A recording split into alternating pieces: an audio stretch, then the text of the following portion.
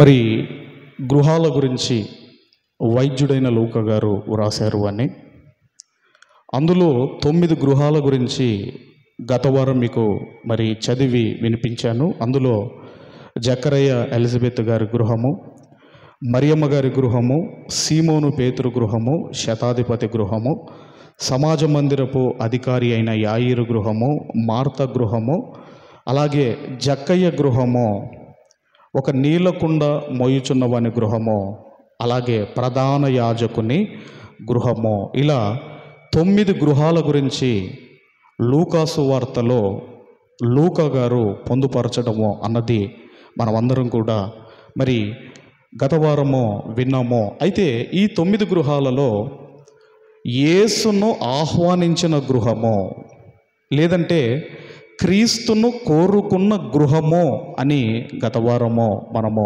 ఆలోచించాము. అందులో ఆ గృహమే ఎవరు? సమాజ మందిరపు అధికారి అయిన యాయిరు గృహము. యాయిరు గృహము. మరి ఆయన గృహానికి యేసుక్రీస్తు వారు వస్తున్న క్రమంలో రక్తస్రావము కలిగిన స్త్రీ మరి ఎదురుగా రావటము, అక్కడ కాస్త లేట్ అవ్వటం వల్ల యాయిరు కుమార్తె చనిపోతుంది. అయినా యేసుక్రీస్తు వారు అన్నమాట, ఇదిగో నమ్మిక మాత్రం ఉంచమన్నాడు. కాబట్టి మన జీవితాల్లో కూడా మనం అడుగుతున్నవి ఆలస్యం అవుతాయి. మన జీవితాల్లో కూడా కొన్ని ఆలస్యం అవుతాయి అన్నంత మాత్రాన అది జరగదు అని కాదు. ఖచ్చితంగా నమ్మిక మాత్రం ఉంచండి, అది జరుగుతుంది అని దేవుడు సెలవిచ్చాడు. కాబట్టి యేసును ఆహ్వానించిన గృహములో ఒక యాయిరు గృహము మనకు కనపడుతుంది. అలాగే యేసును ఆహ్వానించిన మరొక గృహం కూడా ఉందండి. మనందరికీ తెలిసిన ఆ గృహమే లూకాసు వార్త. దయచేసి మరి లూకాసు వార్త 10వ అధ్యాయము 38వ వచనము మనము ఒక్కసారి చదువుకొని ముందుకు వెళ్ళగలిగితే చదవండి సార్.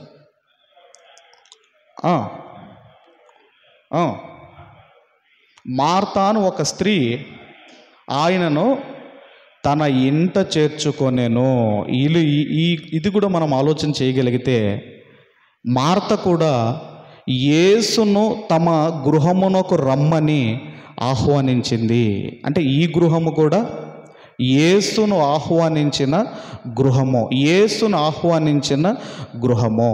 ఇప్పుడు మన ఇంటికి ఎవరైనా అతిథులు వచ్చినప్పుడు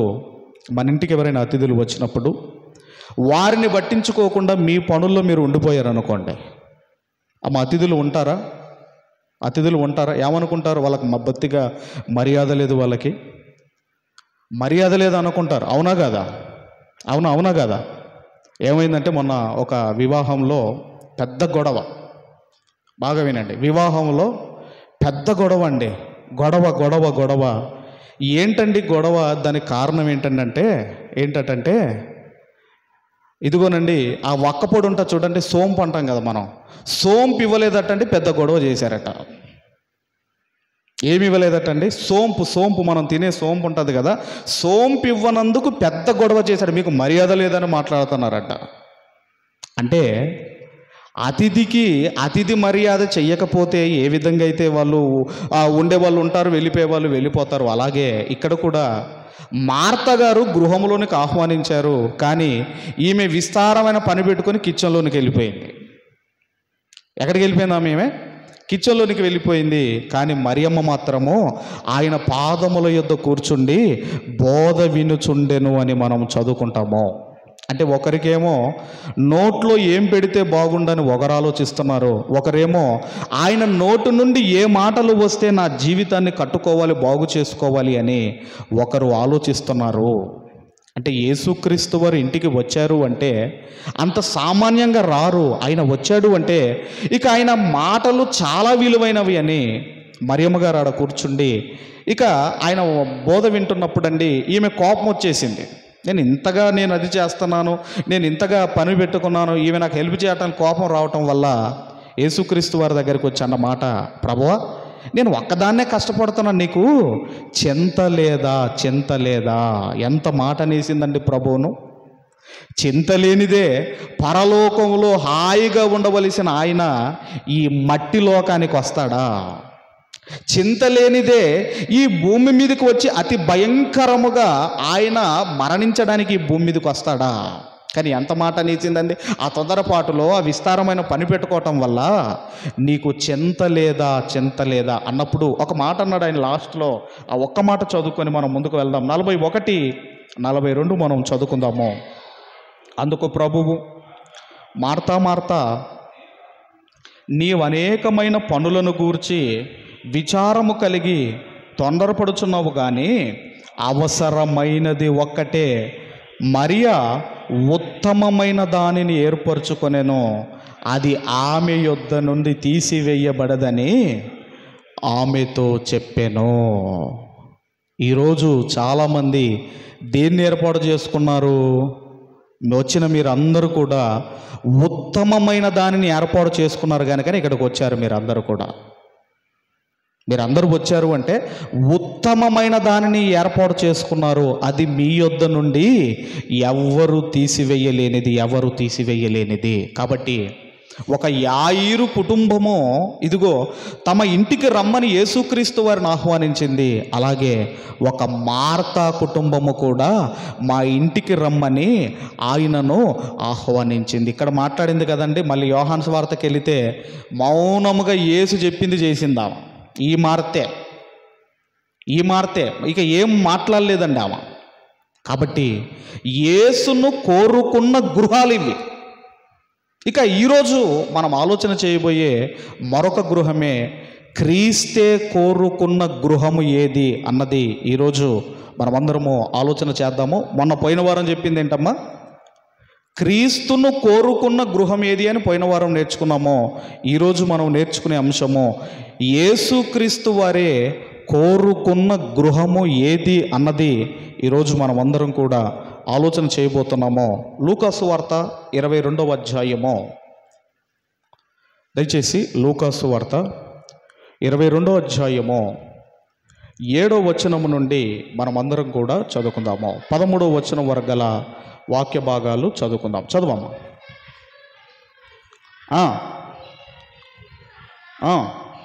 యేసు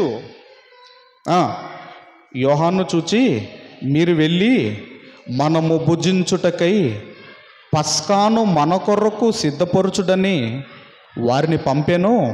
వారు, మేము ఎక్కడ సిద్ధపరచగోరుచున్నావని ఆయనను అడగగా, ఆయన, ఇదిగో మీరు పట్టణములో ప్రవేశించినప్పుడు నీళ్లకుండా మోసుకొని పోవుచున్న ఒకడు మీకు ఎదురుగా వచ్చును. అతడు ప్రవేశించు ఇంటిలోనికి అతని వెంట వెళ్ళి ఇదే మనము ఆలోచన చేయగలిగితే ఈ గృహముకు పెట్టిన పేరేంటంటే నీళ్లకుండ మోసుకొని పోవుచున్న ఒకని గృహము. యేసుక్రీస్తు వారు కోరుకున్న గృహము. శిష్యులు వెళ్ళిపోయారు. ఏమయ్యా, నువ్వు చాలా లక్కీ పర్సన్ అవయ్యా. ఎందుకంటే ఈ యెరూషలేము మహాపట్టణములో ఎన్నో గృహాలు ఉన్నాయి. ఎన్నో గృహాలు ఉండగా యేసుక్రీస్తు వారు ఎందుకో నీ గృహములోనికి రావాలి అనుకుంటున్నాడు. నీ గృహములో పస్కాను భుజించాలి అనుకుంటున్నాడు. నువ్వు చాలా లక్కీ ఫెలో అయ్యా అని బహుశా శిష్యులు చెప్పే ఉంటారు. ఎందుకంటే ఎవరైనా మన ఇంటికి రావాలి అనుకుంటున్నప్పుడు ఆ కుటుంబము ఒక ఆదర్శవంతమైన కుటుంబం అయితేనే ఎవరైనా రావాలి అనుకుంటారు. మన ప్రేమ కావచ్చు, మన మాట కావచ్చు, మన ప్రవర్తన కావచ్చు, మన యొక్క ఇవన్నీ కూడా బాగుంటేనే ఆ కుటుంబానికి రావాలి అనుకుంటారు. ఒక ఆదర్శముగా మనం కనబడితేనే మన కుటుంబానికి రావాలి అనుకుంటారు. ఇక్కడ కూడా యేసుక్రీస్తు వారు స్వయముగా కోరుకున్న గృహము ఇదిగోనండి, నీళ్ల కుండ మోయుచున్న వాని యొక్క గృహము అన్నాడు. అది సాక్షాత్తు ప్రభువు కోరుకున్న గృహము. అసలు నీళ్ల కుండ స్త్రీలు మోస్తారా, పురుషులు మోస్తారా? చెప్పాలమ్మా, ఎవరు మోస్తారమ్మా? పాత నిబంధనలు ఎవరు మోసారు? నీళ్ళ కుండతో దిగుడు బావి దగ్గరికి వచ్చింది ఎవరమ్మా? ఎవరొచ్చారమ్మా? రిబకమ్మ గారు రావటము, ఆ దిగుడు బావి దగ్గరకు రావటము, తర్వాత అక్కడ ఆ ఎలియాజరు ఒంటెలకు నీళ్లు పోయటం అనేది మనం చూస్తాం. ఇది పాత నిబంధనలు. క్రొత్త నిబంధనలో కుండతో బావి దగ్గరికి వచ్చింది ఎవరమ్మా? సమరయ స్త్రీ. అంటే కుండతో నీళ్లు ఎవరు మొయ్యాలమ్మా? స్త్రీలు మొయ్యాలి. కానీ ఎవరు మోస్తున్నారు ఇక్కడ? ఏమని చదువుకున్నాం అక్కడ? ఆ ఒక్క లైన్ ఏమని చదువుకున్నామమ్మా?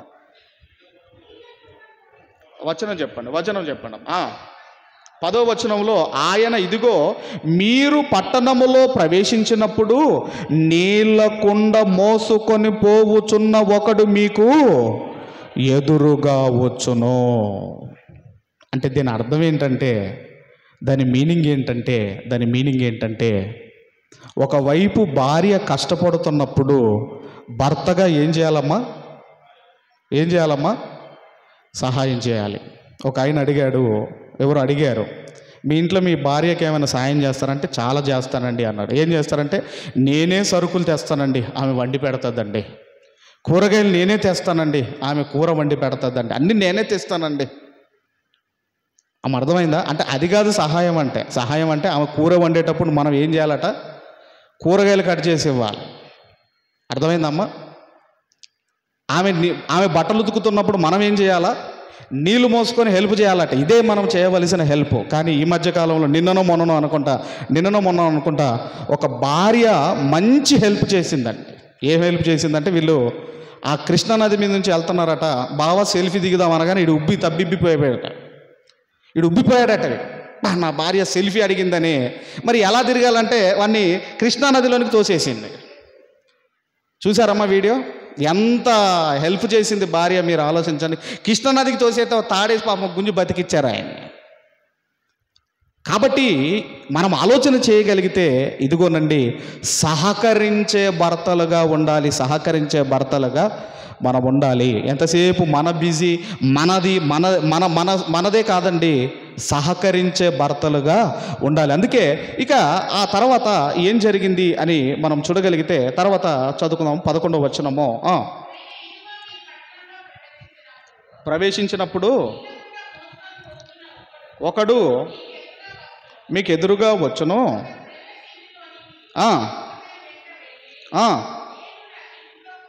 కూడా పస్కాను బుధించుటకు విడిది గది ఎక్కడని బోధకుడు నిన్ను అడుగుచున్నాడని ఇంటి యజమానుతో చెప్పుడి.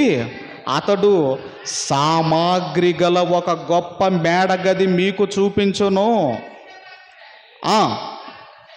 వారితో చెప్పాను. వారు వెళ్ళి ఆయన తమతో చెప్పినట్టుగా కనుగొని పస్కాను సిద్ధపరిచిరి. ఎందుకు?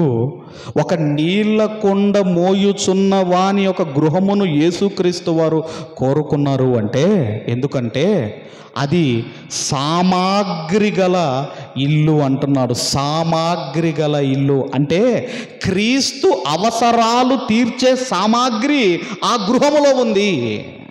ఆ గృహములో ఏముందండి? యేసుక్రీస్తు వారు ఎందుకు కోరుకున్నారు అన్నప్పుడు, యేసుక్రీస్తు వారి అవసరాలు తీర్చే సామాగ్రి ఆ గృహములో ఉంది కనుకనే ఆయనే కోరుకున్న గృహము ఇదిగోనండి, నీళ్ళ కుండ మోయుచున్న వాని గృహము. ఈరోజు మన ఇంట్లో కూడా సామాన్లు ఉంటాయి. మనకు నచ్చే సామాగ్రి ఉంటుందా, లేదంటే ప్రభువుకు నచ్చే సామాగ్రి ఉంటుందా? మన ఇంట్లో మనకు నచ్చే సామాగ్రి ఉంటుంది. సోఫా కానివ్వండి, టీవీ కానివ్వండి, ఏదైనా కానివ్వండి, మనకు నచ్చే సామాగ్రి మన కుటుంబాల్లో ఉంటుంది. కానీ మన ఇంట్లో ఉన్న ఏ వస్తువైనా అది ప్రభువుకు ఉపయోగపడేదై ఉంటుందా? ఒక కారు కొన్నా, ఒక బైక్ కొన్నా, ఒక మైక్ కొన్నా, ఏదైనా కొనండి మీ కుటుంబాల్లో, మీ గృహములో, అది ప్రభువుకు ఉపయోగపడాలి. ప్రభువుకు ఉపయోగపడేదిగా ఆ సామాగ్రి ఉందంటే అది ప్రభువు కోరుకునే గృహముగా ఉంటుంది. అందుకే ఈ గృహాన్ని పర్టికులర్గా యేసుక్రీస్తు వారు ఎందుకు కోరుకున్నారు అన్నప్పుడు, యేసుక్రీస్తు వారి అవసరాలు తీర్చే సామాగ్రి ఆ గృహములో ఉంది. ఆ గృహములో ఉంది. అందుకేనండి ఆయనే కోరుకున్నాడు. అక్కడే పస్కాను శిష్యులతో భుజించారు. అందుకే యోహాను సువార్త 13వ అధ్యాయం, 14వ అధ్యాయం, 15వ అధ్యాయం, 16వ అధ్యాయం ఇదంతా కూడా ఆ గృహములో జరిగిన సందర్భమే. పస్కాను భుజించుతూ తర్వాత అక్కడ యేసుక్రీస్తు వారి శిష్యుల పాదాలు కడగటం కానివ్వండి, ఇదంతా కూడా ఇదిగోనండి ఆ గృహములో జరిగింది. అందుకే ఆయన అంటున్నాడు, ఇదిగో నేను కోరుకున్న గృహము. ఎందుకంటే సామాగ్రి ఉంది, క్రీస్తు అవసరాలు తీర్చే సామాగ్రి ఉంది ఆ గృహములో. అందుకే యేసుక్రీస్తు వారే కోరుకున్నారు. కాబట్టి మన గృహాలు కూడా ఆయన అవసరాలు తీర్చేదిగా ఉండాలి. యేసుక్రీస్తు వారు కోరుకునేదిగా మన కుటుంబాలు కూడా, మన గృహాలు కూడా ఉండాలని నేను కోరుకుంటున్నాను. ఇది యేసే కోరుకున్న గృహము, యేసుక్రీస్తు వారే కోరుకున్న గృహము. ఇక మరొక గృహాన్ని కూడా యేసుక్రీస్తు వారు కోరుకున్నారు. అదే పొట్టి జక్కయ్య గృహము. ఎవరి గృహం అండి? ఏమన్నాడు ఆయన? 19వ అధ్యాయంలో ఆయన ఏమన్నాడు? 19వ అధ్యాయము లూకా స్వార్త 19వ అధ్యాయం 5వ వచనంలో ఏమన్నాడండి? 19వ అధ్యాయం 5వ వచనంలో, జక్కయ్య త్వరగా దిగుము, నేడు నేను నీ ఇంట నుండవలసి ఉన్నదని అతనితో చెప్పగా. యేసే కోరుకున్న గృహాలండి ఇవి, యేసే కోరుకున్న గృహాలు. పోనీ జక్కయ్య ఏమైనా మంచోడా? పొట్టి జక్కయ్య ఏమైనా మంచోడా? ఆయన ఎవరండి? ఇన్కమ్ ట్యాక్స్ ఆఫీసర్ ఆయన. ఎప్పుడైతే ఈ పొట్టి జక్క ఇంటికి యేసుక్రీస్తు వారు వచ్చారో అతనిలో ఏమొచ్చిందండి? మార్పు వచ్చింది. అందుకే యేసుక్రీస్తు వారు మనలో ఉంటే మీలో ఆ చేంజెస్ కనపడతాయి. ఆ చేంజ్ కనపడాలి. ఆ చేంజ్ నీలో కనపడటం లేదంటే మనలో క్రీస్తు లేనట్టే. అందుకే ఆయన ఏమన్నాడండి? నేను ఎవని యొద్దనైనా ఏదైనా అన్యాయంగా తీసుకుంటే నేను 4 గంతలు ఇస్తున్నాను అన్నాడు. ఎందుకంటే పొట్టి జక్కయ్యకు కూడా ధర్మశాస్త్రం తెలిసి ఉండాలి. ఆ రోజు కూడా దావీదు గారు పాపం చేసిన తర్వాత ఆయన కూడా ఒక మాట అంటాడు. అక్కడ నాతాను ప్రవక్త వచ్చి ఒక కథ చెప్పినప్పుడు ఆయన కూడా ఒక మాట అంటాడు, 4 గంతలు చెల్లించాలి. ఎందుకు 4 గంతలు అంటే ధర్మశాస్త్రంలో ఉంది, ఎవరికైనా అన్యాయం చేస్తే 4 గంతలు చెల్లించాలి. కాబట్టి ఇక ఈయన మేడు చెట్టు మీద ఉన్నాడు. ఈయనకు నా పేరే తెలిసిందంటే ఇక నా బ్రతుకంతా తెలిసుంటుందని యేసుక్రీస్తు వారి ఇంటికి రాగానే ఆయనలో ఒక చేంజ్ కనపడుతుంది, ఒక మార్పు కనపడుతుంది. అందుకే యేసే కోరుకున్న గృహము పొట్టి జక్కయ్య గృహము. ఆయన అన్నమాట మనము చూడగలిగితే 6వ వచనము మనం చూడగలిగితేనండి, 6వ వచనము, అతడు త్వరగా దిగి సంతోషముతో ఆయనను చేర్చుకొనేను. తర్వాత చదవం. జక్కయ్య నిలవబడి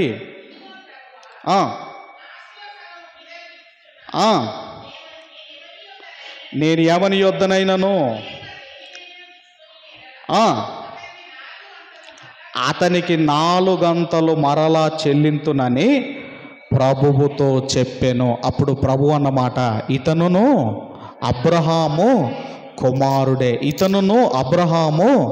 కుమారుడే. కాబట్టి మనం ఆలోచన చేయగలిగితే యేసుక్రీస్తు వారే స్వయముగా కోరుకున్న గృహము పొట్టి జక్కయ్య గృహము, నీళ్ళకుండ మోసుకొని పోవుచున్న ఒకని గృహము. ఇది యేసే కోరుకున్న గృహం అయితే చివరిగా ఇంకొకటి చెబుతాను. అదేంటంటే యేసును తృణీకరించిన గృహము కూడా ఉంది. యేసుక్రీస్తు వారిని తృణీకరించిన గృహం ఉంది. అదొక్కటి మనము చూడగలిగితే అదే లూకా సువార్త 22వ అధ్యాయము. లూకా సువార్త 22వ అధ్యాయము 54వ వచనాన్ని మనమందరము కూడా చదువుకుందాము. వారు ఆయనను పట్టి ఈడ్చుకొని పోయి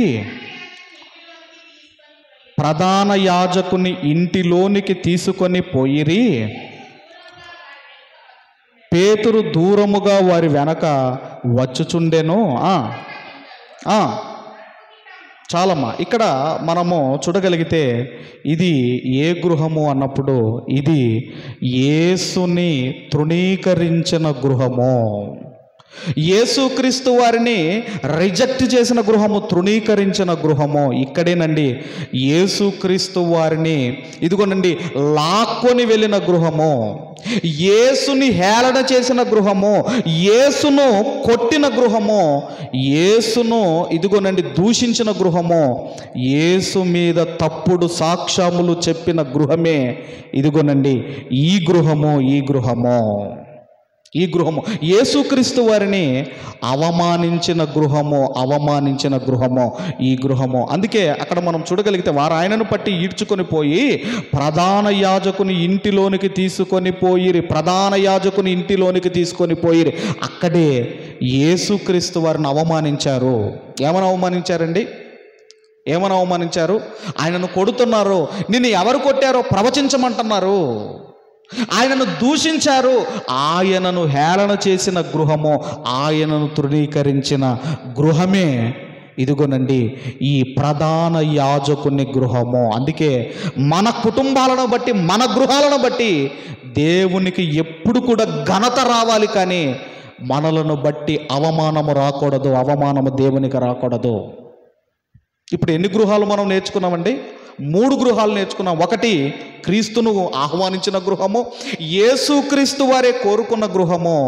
మూడవది యేసును తృణీకరించిన గృహము. అందుకే మీరు చూడగలిగితే ఆయన ఏం చేస్తున్నాడు అన్నప్పుడు ఇప్పుడు గృహం అంటే ఎవరో మనం చూడగలిగితే కొరింథీయులకు రాసిన మొదటి పత్రిక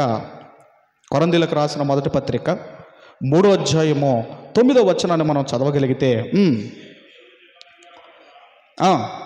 మేము దేవుని జత పనివారమై ఉన్నాము, మీరు దేవుని వ్యవసాయమునో దేవుని గృహమునై ఉన్నారు. మీరు సంఘమా, మీరు ఈరోజు సంఘము దేవుడు కట్టుకున్న గృహము. మనమందరము కూడా సంఘం అయితే, మనమందరము కూడా ఒక దేవాలయం అయితే, ఆ దేవుడు కట్టుకున్న గృహమే మనము. అందుకే ఆయన ఏం చేస్తున్నాడు అన్నప్పుడు మీ ఇంటిలోనికి రావడానికి ఆయన తలుపు కొడుతున్నాడటండి. ఎక్కడది? ప్రకటన గ్రంథం 3వ అధ్యాయము 20వ వచనాన్ని చదువుకుందాం. ప్రకటన గ్రంథం 3వ అధ్యాయము 20వ వచనాన్ని మనం చదువుకుందాము. ప్రకటన గ్రంథం 3వ అధ్యాయం 20వ వచనం మనం చదువుకుందాం. ఇదిగో నేను తలుపు నొద్ద నిలుచుండి తట్టుచున్నాను, ఎవడైనను నా స్వరము విని తలుపు తీసిన ఎడల నేను అతని యొద్దకు వచ్చి అతనితో నేనును, నాతో కూడా అతను భోజనము చేయును. తలుపు నొద్ద తట్టుచున్నాడు అంటే దాని అర్థం ఏంటంటే హృదయం అనే తలుపు కాదండి.